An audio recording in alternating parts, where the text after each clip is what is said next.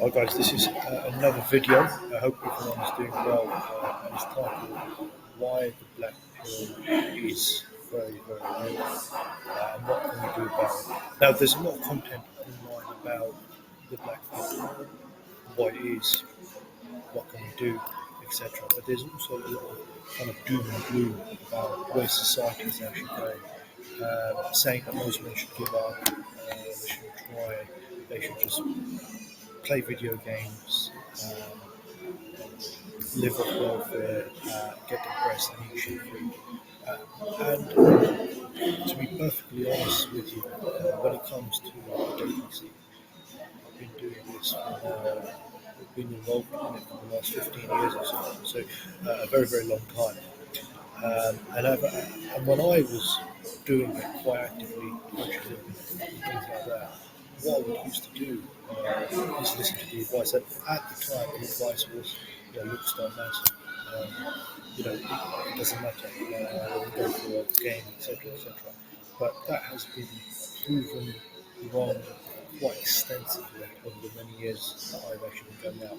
I used to be quite substantially overweight. Um, I wouldn't say obese, but not as good as I look today, thank God. But I've had to focus on improving my appearance.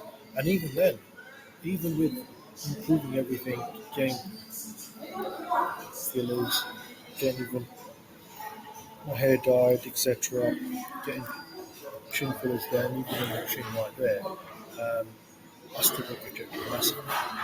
It's still literally flip a coin. 5 out of 10 might not say hello. The next one might get a number, and then the next four you just don't know. So even with that, even with all of those improvements, and going to the gym quite religiously over the many many years I've been in the game, even then, people you do get quite incredible rejection rate.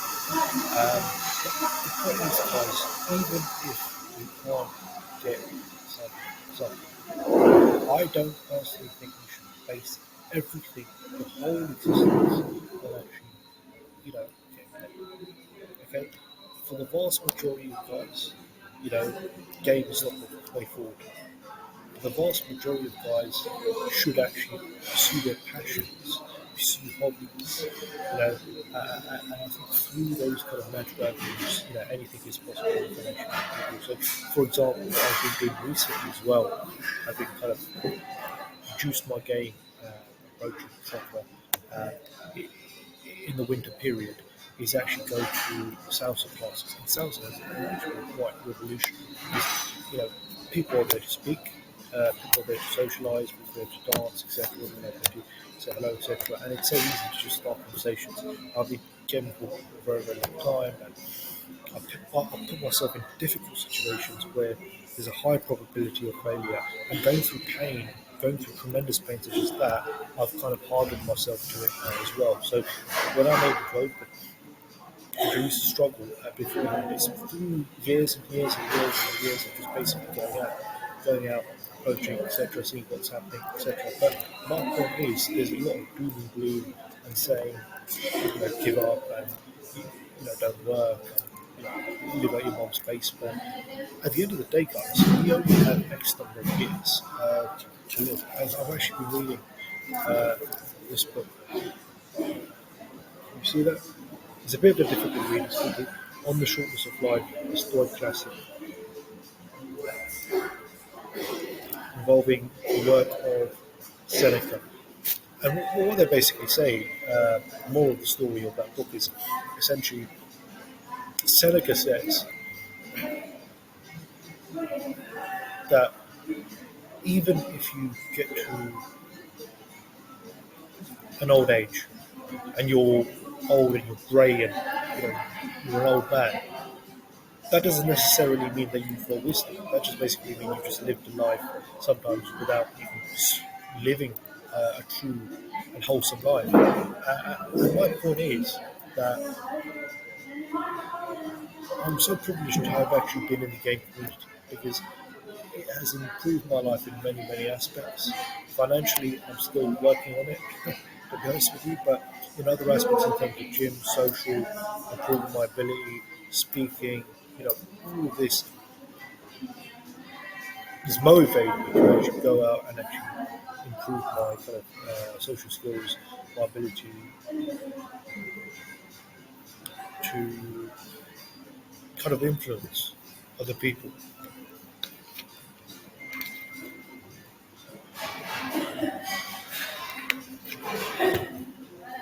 But the reality is the black belt does exist, and for playing coaches that I've seen, they've got business at the end of the day, guys. So whenever you see a looking kind of guy and he's saying, "Yeah, I'll get labelled with this," what you have to actually bear in mind is, who are you taking the advice from? You're taking the advice from a guy who could literally say hello and the world basically sparks up, and he's also going to Eastern Europe, and that's essentially you're taking advice on easy mode. You've got to look at the guy, you've got to listen from his perspective, look at him, and just make an assessment. If it's too good to be true, guys, it probably is too good to be true. Anyone can improve their dating life at the end of the day, but it comes to a certain level. There's a great PUA that I know is very, very active in the London scene at the moment.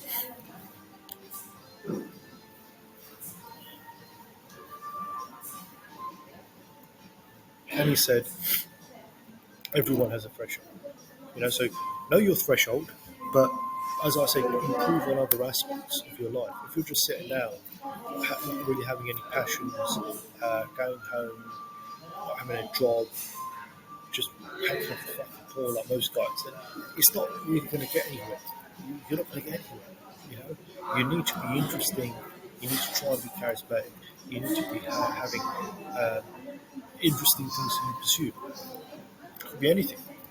I used to do boxing. I still lift weights. I go to dance classes. I go public speaking. I do quite a few kind of activities that I think just add value, just develop me as a man, as a person, and also just try and push your comfort zone as much as you can. We've got a very, very short life. I kind of like the work of Richard Branson. Not only is he a multi-billionaire entrepreneur, but he has really lived his life on the edge, even on the verge of death, with the things he's done. So I encourage you